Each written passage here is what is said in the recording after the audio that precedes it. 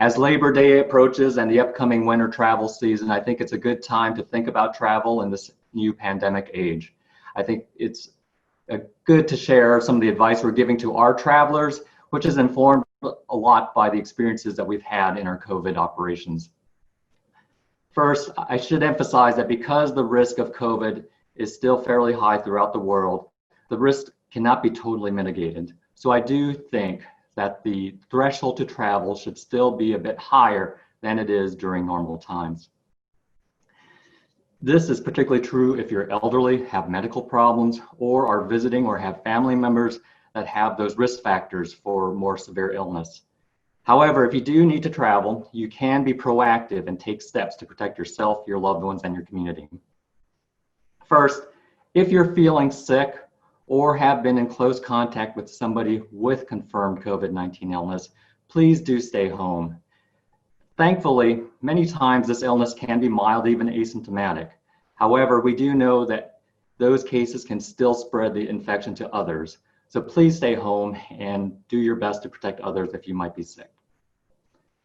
I strongly encourage all travelers and the general community, when you're out and about in public, among others, to wear a face covering. I firmly believe that face coverings protect the wearer. We use these every day in our clinics. I do believe they do protect you against COVID-19 and protect others in case you happen to be sick. Of course, they have to be worn correctly.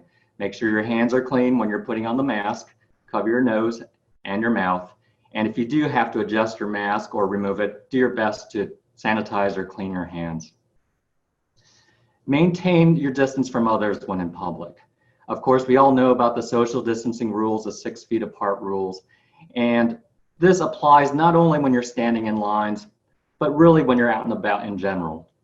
I encourage travelers and the general public to really internalize this distancing. Redefine what you consider what is your personal space when you're out and about. This way you can inherently keep yourself protected as you're moving through more crowded areas. Keep your hands clean, of course. Although we do believe most of the spread is through the air, through large respiratory droplets, there's still a possibility you may touch a contaminated surface and then subsequently infect yourself. So carry hand sanitizer with you at all times. You may not always be close to a sink.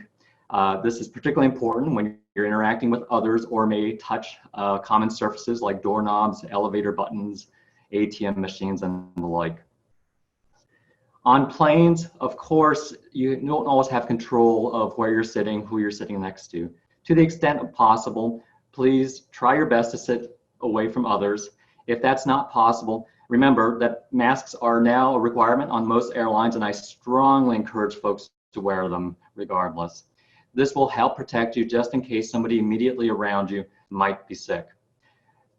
Only remove it if you have to take a drink or eat, otherwise keep it on. The good news is that the air circulation and filtration systems on aircraft are very good. So really my main concern is those that are immediately around you. Whenever going out, consider that any congregate setting, whether it's a restaurant or a party or a club, any place with a large number of people, particularly indoors, particularly when you're close together, can be risky. So think carefully before you go out and where you go. If you're eating, consider taking out, or if you have to dine in, consider trying to eat outdoors or choose an establishment with patio seating and the like. Whenever I go out, if I see staff not wearing masks with masks down their chin, I turn around and look for somewhere else to go. On road trips, plan carefully, plan your stops, try to minimize them. Pack your food if you can, as much as possible, so you don't have to make those extra stops for food and water. When you do make your stops for gas or things, please wear your mask, carry your hand sanitizer with you. This will help protect you on your stops. Note that travel in general has become much more complicated if you're crossing state or international borders. Many jurisdictions, even within the US, now has requirements for testing and potentially quarantine requirements. You may be subject to temperature checks upon arrival.